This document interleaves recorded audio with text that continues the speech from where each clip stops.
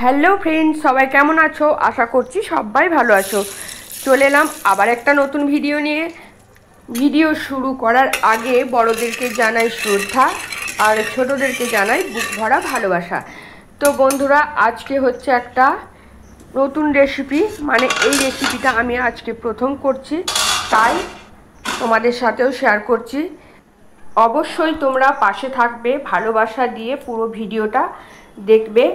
আর যদি কোথাও আমার কিছু ভুল হয়ে থাকে তাহলে প্লিজ কমেন্টে একটু সবাই জানিও, কিন্তু পরবর্তীতে আমি আরও একটু ভালোভাবে রান্না করার চেষ্টা করব। তো বন্ধুরা, সত্যি কথা বলতে কি, মাছ ভাজতে আমার ভীষণ ভয় করে। এই যে তেল ছিটে আছে, ফুটছে কত, দেখতেই পাচ্ছ। তো আমি মানে যেই মাছগুলো ফোটে, অন্তত আমি সেই মাছগুলো আমি আনতে বলি না, কারণ আমি কানা হয়ে মরবো, দরকার নাই এরকম মাছ আনার। তার জন্যই আমি এইসব মাছ আনতে বলি না। এই যে শিঙি, বোয়াল, তারপরে ঠ্যাঙাশ, এইসব মাছগুলো আছে, প্রচণ্ড প্রচণ্ড পরিমাণে ফোটে, এত তেল ছিটে আসে গায়ে, মানে কল্পনার বাইরে। তো বন্ধুরা দেখো, এবার আমি প্রথম থেকে শুরু করছি, কিভাবে কি করছি তোমরা প্লিজ একটু বলবে। আর ভিডিওটা কিন্তু আমি খুব একটা বড় করিনি। আমার অনেক দাদা দিদি বোনেরা বলছে ভিডিও ছোট করো, ভিডিও ছোট করো, তাহলে ভিউজ আসবে। তার জন্যেই ভিডিওটা আমি ছোট করেছি। তো বন্ধুরা দেখো, আমি মাছটা কিন্তু পরিষ্কার করে আমি 3-4 বার ধুয়ে নিয়েছি। তারপরে এটাকে অনেকে বলে যে নুন হলুদ বেশিক্ষণ মাখিয়ে রেখে দিলে ফোটে কম। তো বন্ধুরা, আমি তো দেখলাম, ট্রাই করলাম, কিন্তু তাতেও ফোটে। দেখো, নুন হলুদ তেল পরিমাণ মতো দিয়ে আমি এটাকে এখন মাখিয়ে রেখে দিলাম 10 থেকে 15 মিনিটের মতো। তো এরপর রান্না করব। আর এই মাছ আমি কিন্তু সত্যি কথা বলতে প্রথমবার রান্না করছি, আর এত পরিমাণে ফুটেছিল, মানে কি বলবো, মানে কল্পনার বাইরে। এই মাছ আমি আর কোনো দিন আনতে বলবো না, কারণ দাম যত বেশি হোক, যত সস্তায় হোক, হ্যাঁ, আমি কিন্তু এই মাছ রান্না করি না, কারণ আমার ভীষণ ভয় করে, সত্যি কথা বলছি তোমাদেরকে। এখন আমি দুটো পেঁয়াজকে টুকরো করে আর কাঁচা লঙ্কা দিয়ে পেস্ট করে নিলাম। তো বন্ধুরা, আমি কিন্তু কোনো দিন রান্না করিনি, কিভাবে কি প্রসেস, তো তোমাদের যদি জানা থাকে একটু প্লিজ বলবে। তো বাড়িতে টমেটো ছিল না, তার পরিবর্তে সস দিলাম পেস্টটার মধ্যে। আর দেখো, এখানে সাদা সর্ষে আর কালো সর্ষে ধুয়ে রেখেছি। এবার এই মশলাটা তৈরি করে নেব।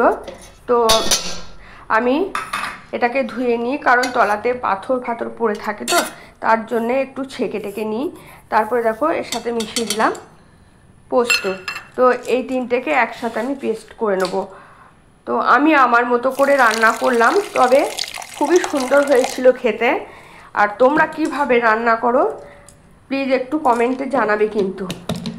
তো আমাদের বাড়ির সবাই বলল খুব সুন্দর হয়েছিল। জানি না মাছটা খুবই মিষ্টি তার জন্যে নাকি, তো আমার মোটামুটি লেগেছে। ওরা বলছিল, বর ছেলে বলছিল খুব ভালো হয়েছে। তো দেখো বন্ধুরা, সবাই বলে যে তেলের মধ্যে নুন ছড়িয়ে দিলে মাছ ফোটে না, তো সেটাও আমি করেছিলাম। তো মানে এত পরিমাণে ফুটছিল কি বলবো।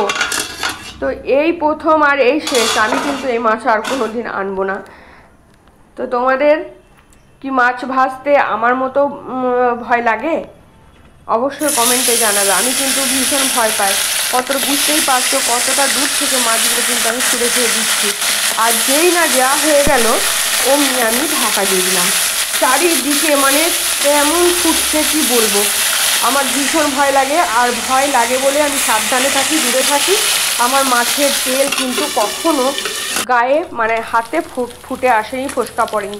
অনেকের দেখেছি মানে মুখে, গলায়, হাতে ফোসকা পড়ে থাকে মাছ ভাজার জন্য, কিন্তু আমি এটা দিক থেকে কিন্তু খুবই সতর্ক।